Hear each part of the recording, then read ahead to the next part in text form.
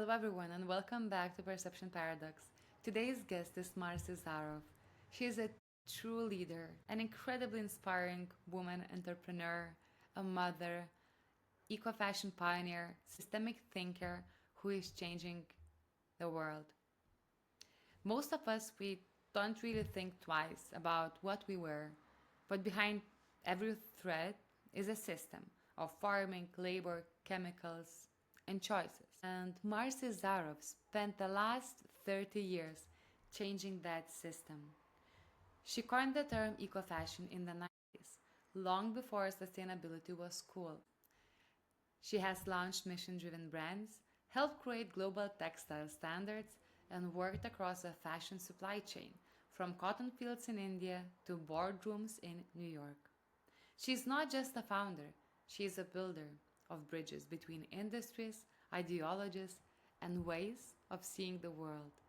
And in this conversation, we explore the moments that change her lens forever, this whole emotional toll of witnessing systemic suffering while trying to drive systemic change, her radical philosophy of yes and rejecting false binaries between profit and purpose, luxury and ethics, and beauty and impact. And this isn't just a conversation about clothes, it's a conversation about consciousness, about the perception paradox of being too early and then suddenly being essential, about the alchemy of transformation, turning ideas into infrastructure, despair into action, and fashion into philosophy.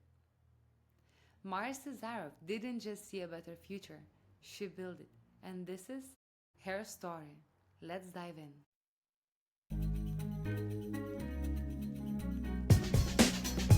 Real people, real stories, and real challenges that break the status quo. I'm your host, Živile, and welcome to Perception Paradox.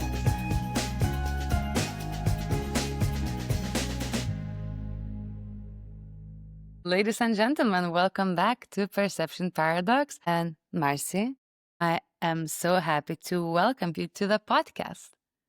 Thank you so much for having me. It's so fun to co-create with you. Yay. So mutual, and so glad that we made it happen. So Marcia and I, we met recently during the South Summit conference that happened in Madrid. And I don't know, I think our whole interaction was very serendipitous. We would just bump into each other from the places in the event and in the side events. And I don't know, I really enjoyed our time there and conversation. I found you truly inspiring and very happy that you found time also to share your story with the broader audience, especially in the European network. So thank you for that. Thank you. Well, it's when I'm like in my heart life work, it just flows effortlessly. And, I always say serving others is serving myself. So when I'm out there educating and activating and inspiring and innovating, it's all sort of an extension of my being, and it's like what makes me happy. So I feel very blessed to have this kind of work and this calling and to meet people like you along the way. Wow. That's so wonderful. I recall that moment when you entered the stage and I saw you first time on stage performing live. I always like to say that when you're on stage, you're there to Hmm. transfer the message through some kind of performance. And there was so much groundness, wisdom, and such a strong visionary mindset. So I think a good way to start our conversation today would be that visionary mindset. I heard in one of the episodes of one of the podcasts you were a guest, you sharing that vision is the art of seeing things invisible, something to that direction, right? So Yep. what made you see back in 1990s something that what everyone else ignored when it comes to sustainability and this whole eco-fashion, I would call movement you kind of started? Yeah. Well, vision is often born in silence, right? It's when we slow down enough and we hear kind of our soul speaking. And, my journey, as the quote that you shared, vision is the art of seeing things invisible, is Jonathan Swift, who inspired me when I was much younger. And I started in 1990 a school that was called Gulliver's Living and Learning Center. And it was actually modeled after Gulliver's Travels, which Jonathan Swift also wrote. And the whole idea was taking people on a journey, right? We always are trying to like get to this destination. And that ultimately is the vision, but it really is the journey that matters. It's the learning, it's the growing, it's the evolving, it's the waking up. It's the, think about, nature, right? It's always growing from the moment that seed buds. And I think when we start to remember that, you know, our lives are just an extension of nature. We're not outside of it, we're a part of it. That connection came to me very young, where it started with food, which is often the gateway for people when they start to think about, an extension of themselves, right? Because everything we put in our bodies, you are what you eat, right? Helps define your being. And so as I started to learn about the interconnection of food and beauty and fiber and all of these like sectors that we choose to be a part of who we are, in, on, and around ourselves, you start to think about every choice we make makes a difference, right? So when you connect the dots between what we eat and what we wear, you realize that everything starts at that same seed, and the seed represents life, right? So I think I saw the potential to bring consciousness to our everyday choices and make it easy and affordable. And, I always say styling the world of change and changing the world of style, right? It's about bridging worlds and merging style with substance and commerce with, compassion. And, once you see this kind of information, you can't unsee it. So the first book that really sort of started my journey was called Living in the Light. My girlfriend gave it to me when I was 16 years old, and it struck a very deep chord in me because it made me realize that there's so much more than what we see, right?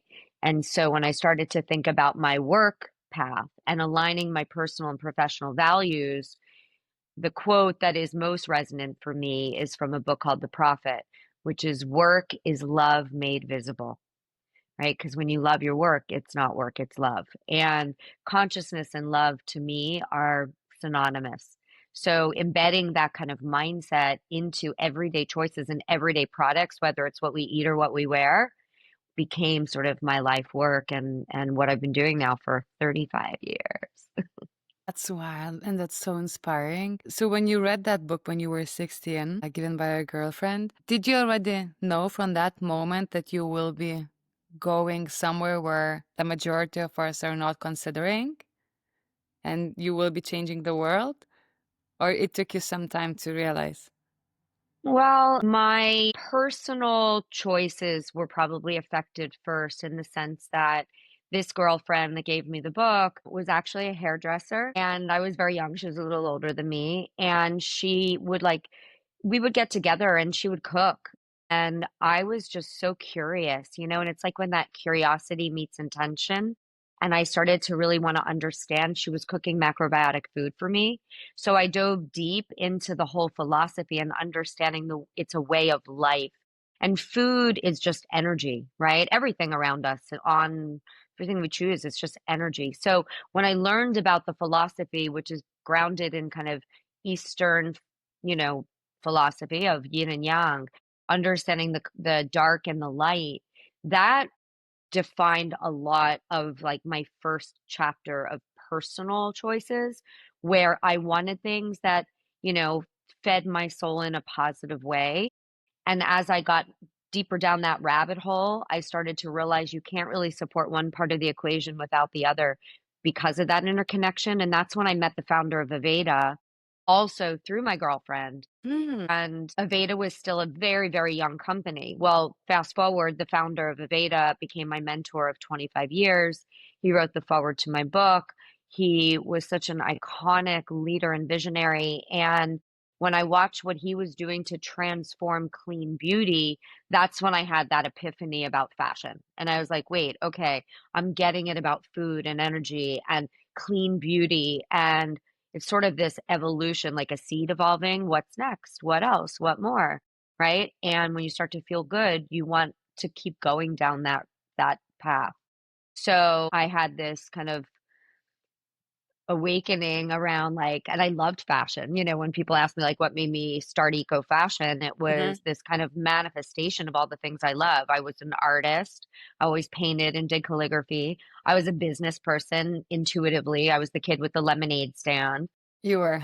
I got best dressed in high school. So like I always like loved the creativity of fashion, like back in the era of like Madonna and like, like, so when I started to think about, watching Horst with Aveda, it sort of dawned on me and I trademarked the term eco fashion. But going back to what you started this, comment, I was the crazy one.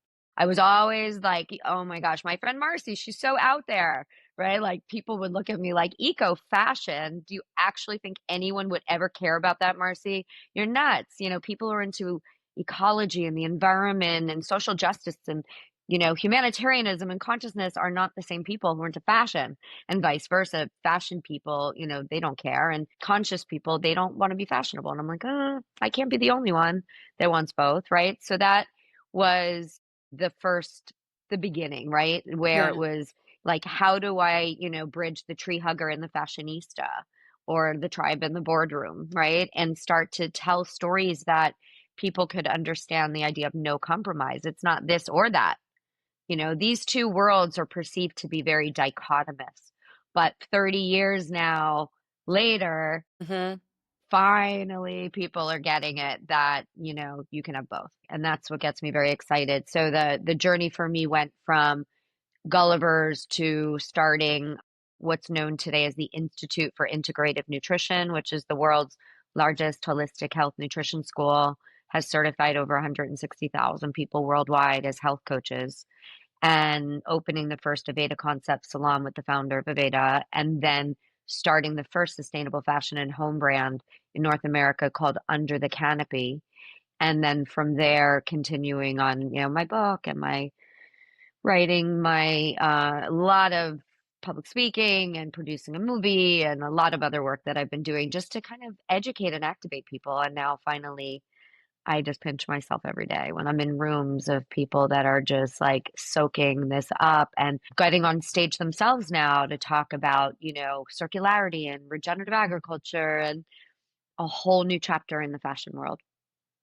That's incredible. All the work you've been doing for the last 30 plus years when it comes to, in general, consciousness and this whole eco fashion direction. And when I think about what I've experienced and noticed in Europe, that the movement has been a bit of a kind of a late as well to the game.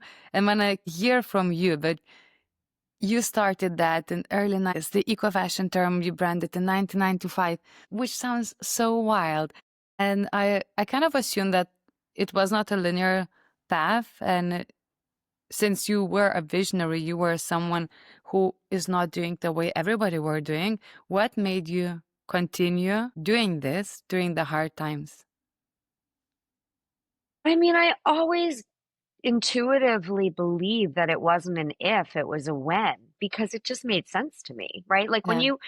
we have all the answers inside of ourselves, and like somehow we forget that. And we start looking to others or what we read or what we see on social media to tell us what's right from wrong. And, I've always kind of been a very like a fiercely independent person, but also one that just goes inside and, the lifeline to your gut, is truth. So when people say trust your gut, like there's something to that, right? And so I would often just say to myself like, God, this makes so much sense. Like I was in the first chapter of the organic food movement back in the day when like everyone in that movement globally knew each other. It was that small. But when I would like learn about soil health and biodiversity and getting chemicals that are destroying nature and the microorganisms and necessary, living, breathing organisms in the soil, and we're destroying them and turning soil into dirt. I was like, oh, wait, what? And what are the ramifications of that? And then that would lead me to like, oh, well, when you have, soil that breaks down and is just degraded and loses its life force, then the plant is going to be weaker. Well, then that explains why bugs feed on weakness. Think about it in the context of human health, right? When we're healthy and strong and our immune system is really strong, we're more resistant to bugs, to germs, to getting sick because we have that resilience, right? And it starts with our immune system. Well, the soil is the immune system of plants, it's the skin of the earth. And so when we think about protecting soil health and then we think about protecting human health, they go hand in hand. So when I started to realize and go from like IIN to fashion, it seemed to me that it was like even a bigger step to wake people up. Like, fashion is one of the biggest polluters of air and water in the world, and cotton is a third of the world's textiles, and one of the most heavily sprayed with the most carcinogenic, toxic chemicals, because the misconception is we're not eating it, so who cares? Let's just spray all those bugs off. Well, forgetting about the soil. And then when we destroy and degrade the soil and the plants become weak, the bugs become more rampant. And so that system is so broken, and cotton farmers get stuck on that system. And then not only are we destroying, air, water, and poisoning really the plants, but the farmers' livelihoods are compromised. And then they get stuck on these, financial treadmills and pesticide treadmills where they become dependent on all these chemical cocktails that they're lured in by the seed and chemical companies, that they're going to have these glorious yields. And over time, they break down the soil. They destroy the soil. The plants get weaker. The bugs come back. They have to spend even more money getting rid of bugs that have now built resistance against the original chemicals. It's a system that's broken. And the more I learned it, the more I was just like, like it just made sense to me. And I would say, how come people don't know this? So that was what lit the fire in me. And I've never stopped. Education has always been fundamental to being an entrepreneur, because it's not just about, you know, building business that's good business, right? That's built on what I call the 5 Ps, passion, purpose, people, planet, and prosperity. But it's also, about creating a better world. And so yes, I've always had this mission that's bigger than me, because everything that we see, everything around us, we've created, and it's not serving us, right? We're poisoning, destroying, depleting, our health and the health of our planet. And so to reverse that, we have to design a new reality. We have to co-create a new reality. We all have to be part of the solution, not the problem. And so that has just motivated me and put me on this journey of trying to engage and inspire as many people as possible about something that to me is the truth. Oh, thank you for sharing.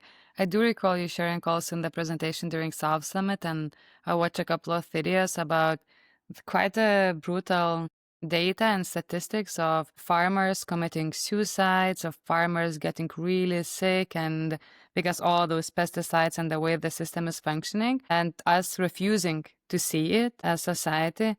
How far did we come closer? How closer did we get towards that change right now on the globally? Because I keep hearing more and more also big fashion brands raising the questions. We keep seeing also people working in the factories sending secret messages about the brutal conditions they were working on. For example, with I guess Temu and Shein mass producing, and then now different activists actually raising their voices and trying to stop that. What's your Mhm. experience? Are we getting closer there where we are actually swapping the system and getting towards more conscious consumerism? Yeah, no, absolutely. I would say one of the heaviest weights I've carried, for 30 years going to India is learning about the impacts, on human and environmental health. And, historically, the fashion industry has been built where fashion brands and retailers, they give their orders, their purchase orders, their tech packs, their targets for price or whatever it is to factories. And then they ask those factories to source downstream to build the product. So historically, if you're sending that order to a factory in China, you have no idea all the layers downstream that are going on, right? And over time, and it was more so to save money, brands started to say, okay, I'm going to go one layer deeper. Maybe I'm going to help select the fabrics. So, factory, bring me a whole bunch of fabrics that we can work on together, or take me to your fabric supplier. Well, a garment can change hands like 10 times in a supply chain. So, if you talk about a cotton textile, right, and you talk about jeans, t-shirts, hoodies, all the stuff we wear every day, bed sheets, towels, things that we sleep on and use in our homes, all with cotton, right? Cotton grows in nature no differently than lettuce and beans and corn. It then is harvested and it's ginned to remove all the seeds, and 60% of the plant goes into the food stream, right? It's crushed and made into cottonseed oil, which is put into all kinds of snacks and breads and all kinds of products. Then from ginning, you spin, you knit or weave, you cut, you sew, you print, you dye, you finish, you package. I mean, all these different layers, and every layer is human hands touching those products. And so the pricing that has crammed down the fashion industry from factory down, everybody cramming down, has essentially exploited those at the bottom of the chain, the farmers the most, right? They can barely put food on the table in many cases because they barely get paid. So by reversing the system and turning it upside down now, we're educating the industry that what we call tier 4 fibers and materials. First of all, 70% of social and environmental impacts are happening at that fiber and material level. So when you're talking about a finished garment or home textile, you need to understand the source. Just like if you're eating a meal, right? The ingredients in that meal started at the source, and that's where the chemicals went in, or the, ingredients were created. Well, the same thing with fashion. I think what's happening now in the fashion industry is that it used to be about staying ahead. Like brands that were forward thinking were starting to go deeper into the supply chain and learn this and share it because of social and digital media. And because of what happened in Bangladesh in 2013 and the Rana Plaza tragedy and fashion revolution being born, all of a sudden consumers became activated and went wildfire globally, especially in the younger generations, pulling the curtain back, asking questions like, who made my clothes? Where are they being made? What's in them? How are they being made?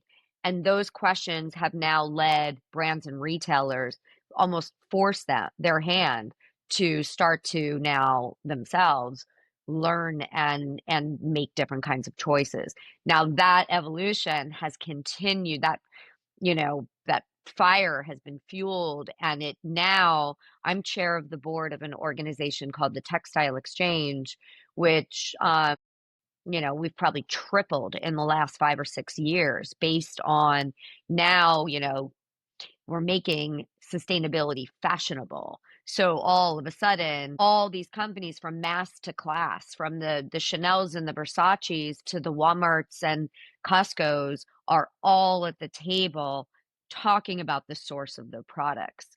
And that is now leading them down this path of saying, how do we unlock, instead of just regular conventional destructive cotton, regenerative cotton, organic cotton? How do we, instead of virgin polyester, look for recycled fibers, textile to textile recycled fibers, ideally, not just plastic bottles taken out of landfills, but actually taking old textiles and creating a circular economy.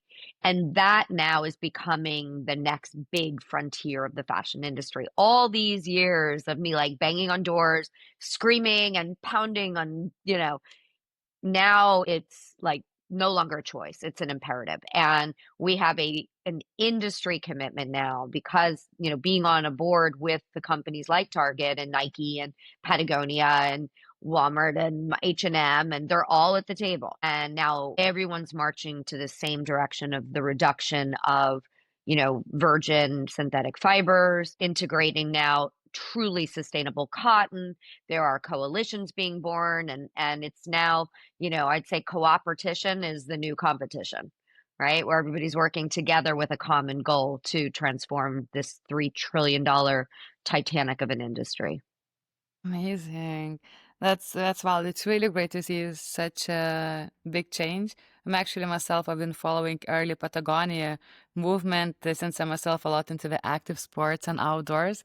So that was always one of those like, they're doing some Yeah. interesting things. And good to see that also fashion brands are expanding towards that because I do recall the first movements that when it came to Europe, it was very everyone were very skeptical and were sharing that it's just a marketing campaign, nothing is happening, they're never gonna change.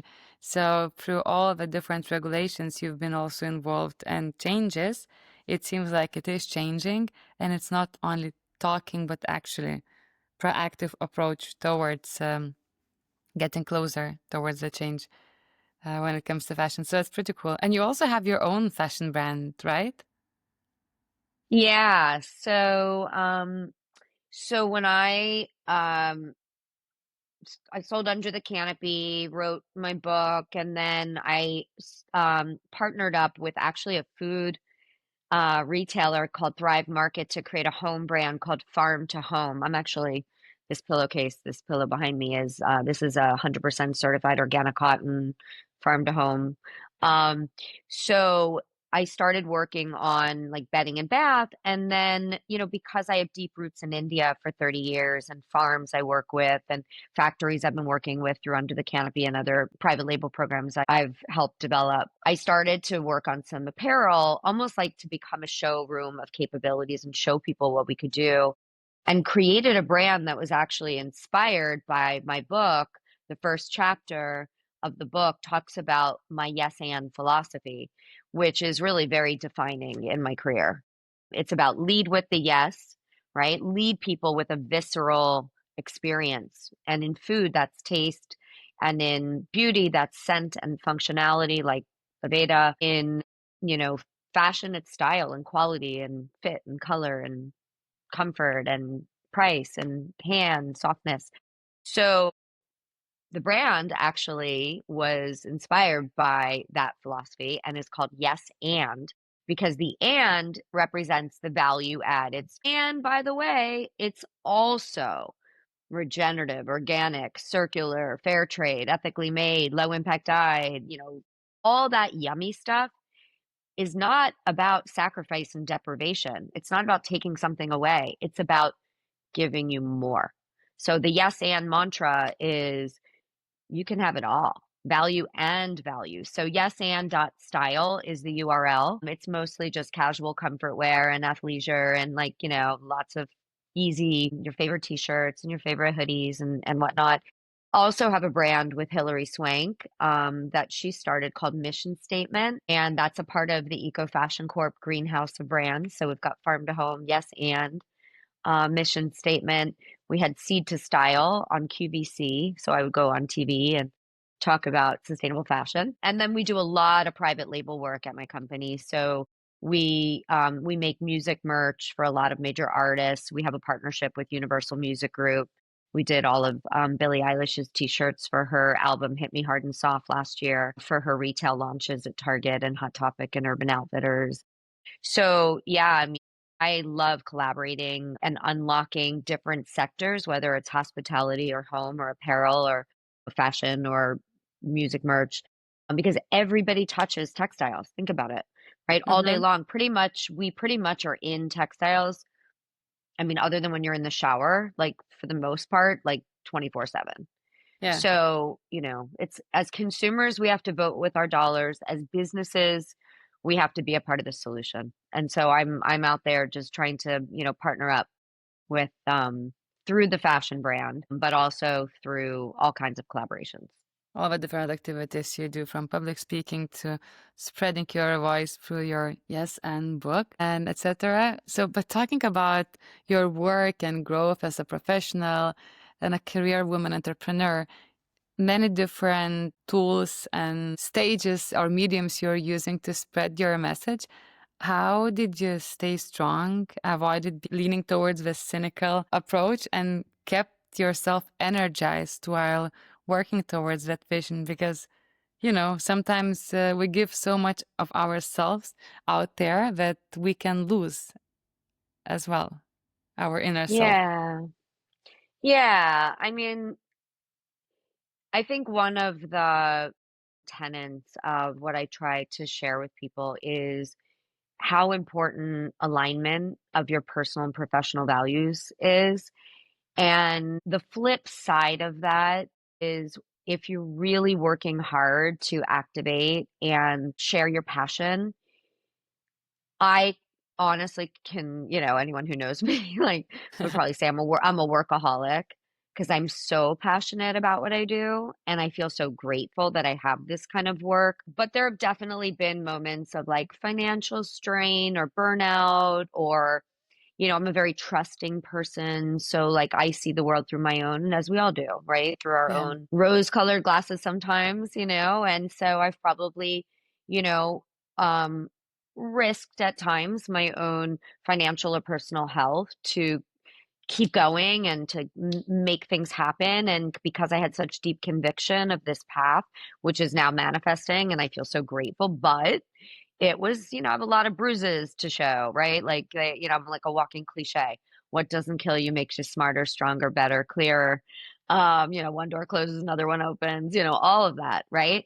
But it's true. But I will say, as painful as some of my chapters have been, they're the greatest opportunities for growth, for learning. And I wouldn't change a thing about my past, because transformation doesn't come without sacrifice. And I think now it's about healing. I think the where the world is about healing. And everyone has their own sort of modality for helping others. And I do believe the work that I do is about waking people up to making better choices that serve us. They don't hurt us and our children and our children's futures. Beautiful. And and talking about your current nowadays life, where are you right now in your chapter of life? Oh my gosh. Wow. As of this last 30 days, I'm and definitely in a new chapter. I left sold my house in Pennsylvania. My husband and I moved to South Florida, which is where my parents live and I grew up. So I've come full circle, kind of a rebirth for me. I now live on the beach, so I have started every single day with over the last month with a walk on the beach and when I with my feet in the ocean. And it just is such an incredible reminder as the sunshine is pouring on me that we have to always stay in the light. And we live in this modern day Star Wars where there's a lot of dark out there, there's a lot of noise, there's a lot of old systems trying to hang on and fight. The old guard is fighting the new. And there's this intense global energy that is so pervasive and it can really break you down. And I was starting to find myself like where I couldn't even breathe, literally, because of all that noise and all that just so much to navigate. And the younger generations and from climate to war to economies to, and in business, these tariff turbulence and trade wars. I mean, it's like there's just so much. So I think we have to remind ourselves about taking care of ourselves, right? And coming back home. And I think that was the gift of COVID in a weird way, was that we couldn't go outside, but we could go inside and we could reflect on our priorities. And I think when I walk on the beach every day and I'm in this new chapter, I say I'm working smarter, not harder, but I'm still doing what I love every day. I'm just making sure to nurture myself in that process. And that healing does start from within. And that reminder of the symbiotic relationship we have with nature, where we breathe out carbon that nature breathes in, and nature breathes out oxygen that we breathe in. And as you start to flow again with nature, and it's like the most healing tool that we have as humans. And I think we lose sight of that. So I would say that's my gift to myself and probably words of wisdom for all. I have 5 kids and so I think whatever to that I birthed and three stepkids. But yeah, we're at a point where I think remembering why we do what we do and what really matters again, and I think community and consciousness and connection and collaboration and creativity, these are the principles of my book, which is called Eco Renaissance, Mm-hmm. which Renaissance is a rebirth. So it's all very metaphoric. It all connects right now. I'm in this kind of, the ecosystem around you is a part of, that reminder that everything is connected, right? And so, when we start to tap into that, it changes the way we navigate life. What would you say to someone? And first of all, thank you so much for sharing and so beautifully expressing your thoughts, both about the chapter and how everything is interconnected. For someone who is listening to us right now and are still looking for ways to enter into that conscious sustainability ecosystem, where can they start? Because sometimes I feel that we live in a bubble, that we're all within the tech ecosystem or fashion or something. We're talking a lot about both sustainability, conscious consumerism, etc. But sometimes when you go out of into different communities, not everywhere everybody is aware. So if someone who is just getting into that, what would be a good way to start? It's interesting because that's kind of was the impetus to writing my book, because I do connect art, food, wellness, beauty, fashion, and business, all the spokes in the wheel of change. And the premise of my book is through the lens of design, we can change the world. So design starts on every level of everything that we are in, that we do. And so often the gateway to that kind of activation, planting that seed of consciousness, it can be a song. It can, music. It can be, and that's why I'm super excited about the music industry right now. Watch what Billie Eilish is doing with her merch and her tours and her, everything she's doing now is trying to activate the super fans that follow her around making better choices, right? Or food, right? Food is that gateway for so many people. So where do you start? Well, read labels. If you can't pronounce it, don't eat it. Try to support brands and retailers and companies and products that are doing well by doing good in the world. And you can learn their values. And you talked about, greenwashing earlier in our conversation, and, or that marketing was out. It was all marketing originally. And that led a lot of companies to not really know what they were doing and just trying to slap that label of sustainability or something on a product without actually understanding it. But now what's happening is it's tipped to the other side, where now it's about green. So it was greenwashing. Now it's about green hushing. Companies are actually scared to talk about what they're doing because they don't understand it. And so that's also become a catalyst to now companies that are trying to learn about their sourcing and their supply chains, going deep to the fibers and the materials, or in the world of food, to regenerative agriculture and organic agriculture, right? It's going back. So it's up to consumers. What can we do? We can start to support those companies that are now making those changes so that we can celebrate them, and then they can grow and we can start to shift the paradigm. And as I've been saying for 35 years, make what was the alternative the norm, and make what was the norm the alternative, right? We don't want those poison, toxic foods and fibers and beauty products and fashion anymore that's destroying our planet and our futures. We want to support, the Patagonias, right? And now the explosion of other companies across all different, sectors. And you talk about, like, you're in the tech world, all you see, you're in this world. Yeah. But look, I met you at a technology conference, right? Like, who would have thought? I'm not a tech expert.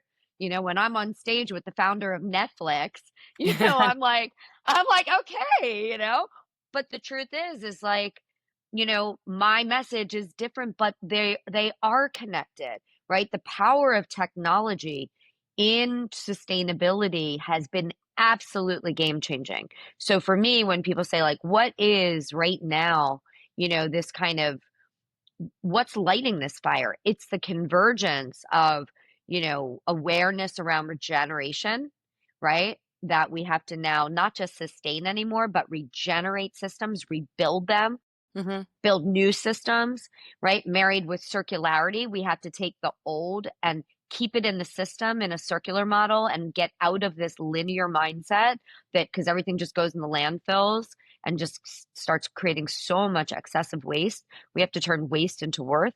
And how we're going to do that is through technology, because technology is this force that is actually, helping to reduce impacts through innovation. And that is so powerful. And even technology in the form of being more efficient, and whether it's 3D or virtual or all of these, and now, the intelligence that is making us smarter and smarter in systems that are so outdated. So all of it. Yeah. Amazing. And what do you see it's still coming that the world hasn't caught up yet when it comes to regeneration, sustainability, and the mission you're on?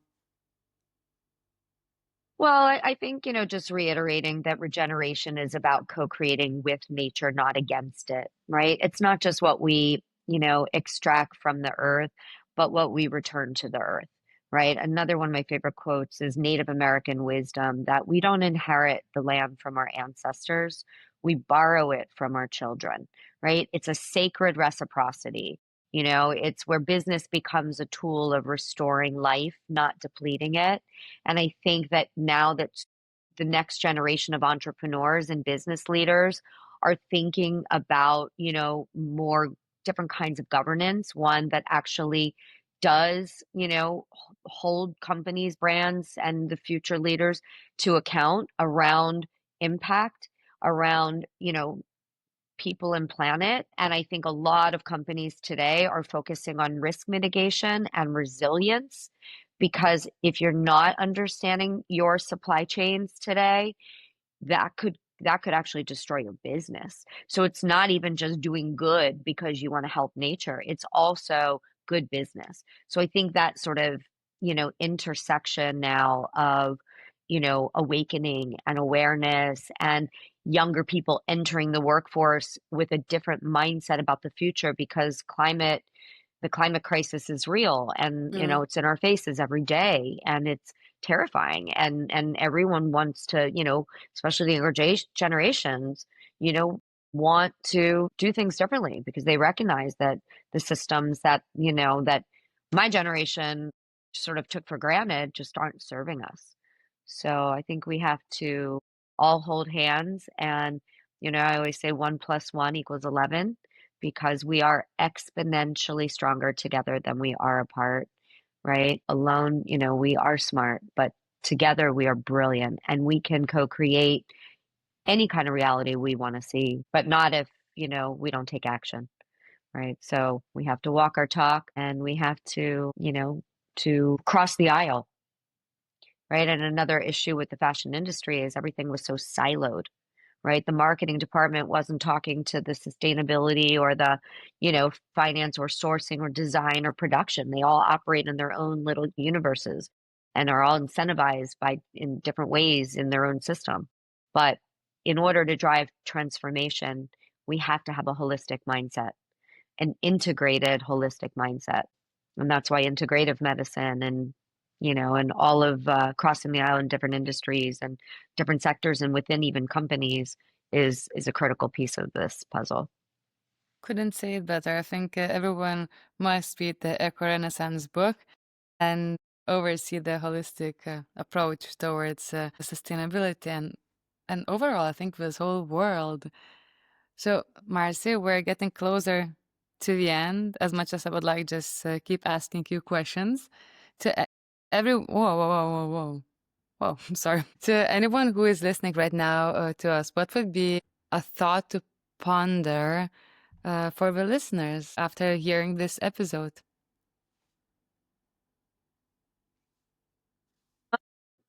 I think with with this sort of crossroad for humanity that we're in, we already have everything that we need, to co-create a better world.